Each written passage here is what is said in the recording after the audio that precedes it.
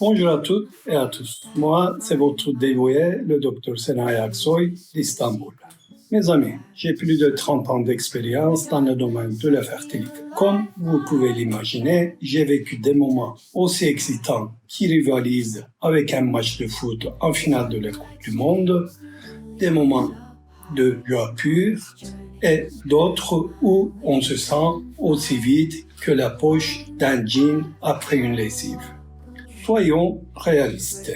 La reproduction et le temps ne font pas de bons amis.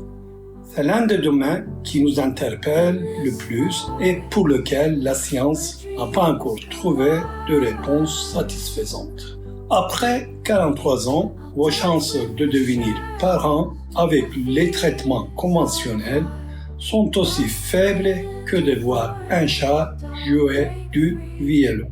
C'est pourquoi des milliers de méthodes ont été essayées à ce jour, toutes franchement aussi chères que le loyer d'un appartement à Istanbul ou à Paris, et la plupart oubliées comme des mots de passe Wi-Fi inutilisés. Mais aujourd'hui, j'ai une nouvelle qui pourrait bien changer la donne. Les thérapies à base de cellules souches. Elles sont prometteuses comme un politicien en campagne. Mais attention, ne vous emballons pas trop vite. Il faut que l'effet soit clair et solide. Cette méthode pourrait bien rejoindre le club des faiseurs de faux espoirs. Pour ceux qui sont curieux, vous pouvez consulter mon résumé de la littérature suivant. Il est important de rester informé et connecté. Peut-être que cette fois-ci, ça marchera, qui sait. Merci de suivre cette chaîne. N'oubliez pas de vous abonner, c'est gratuit et c'est toujours un plaisir pour moi. Votre action m'aidera à répondre à la question de savoir si je dois continuer à parler de science ou partager plus de vidéos de chats. C'est aussi une option. Allez, imaginons-le ensemble. Il existe un monde où notre capacité à avoir des enfants ne s'épuise pas aussi vite que la batterie de notre téléphone portable. Dans ce monde utopique, nous avons bien plus qu'un simple chargeur, les cellules souches mésenchymateuses. Je vous entends déjà retenir votre souffle et demander « Alors, qu'est-ce que c'est ces cellules souches ?» Alors, que font ces cellules souches? Accrochez-vous à votre chapeau. Ces cellules rajeunissent. Même en théorie, même en laboratoire, oui, c'est comme ça. Comme une crème anti-rides. Des ovaires fatigués, bam, une dose de cellules souches.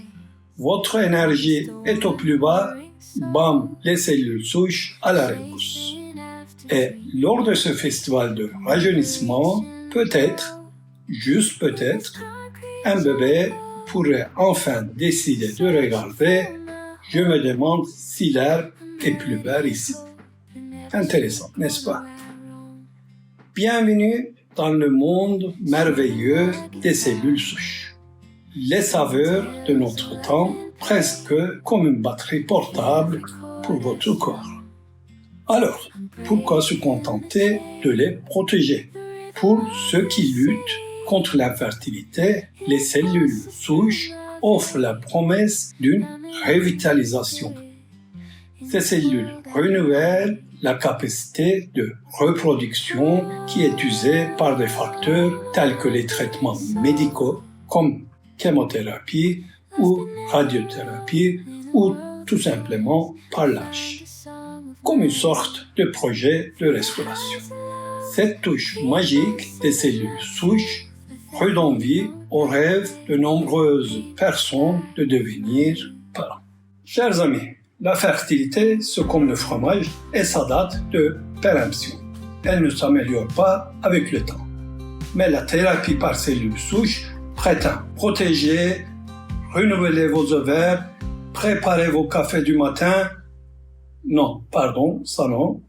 Par conséquent, les cellules souches mésenchymateuses pourrait être de nouveau Taylor Swift pour la fertilité. Elles ouvrent la voie à des traitements plus sûrs et plus inclusifs qui permettent à chacun de réaliser son rêve de devenir parent.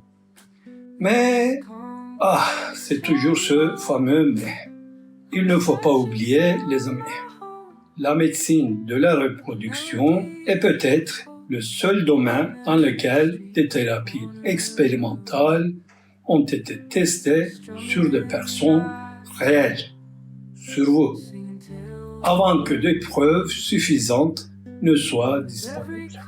Dans ce contexte, les thérapies à base de cellules souches sont acceptées et pratiquées avec enthousiasme, mais on ne dispose pas de suffisamment de données sur les conséquences à long terme et les effets secondaires possibles de ces approches. C'est pourquoi les scientifiques et les médecins ont besoin de plus d'essais cliniques et de recherches pour déterminer la sécurité et l'efficacité de ces traitements.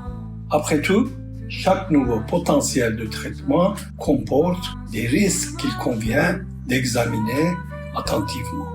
Alors, si vous avez trouvé ces informations intéressantes, n'oubliez pas d'aimer, de vous abonner et de partager vos réflexions dans les commentaires.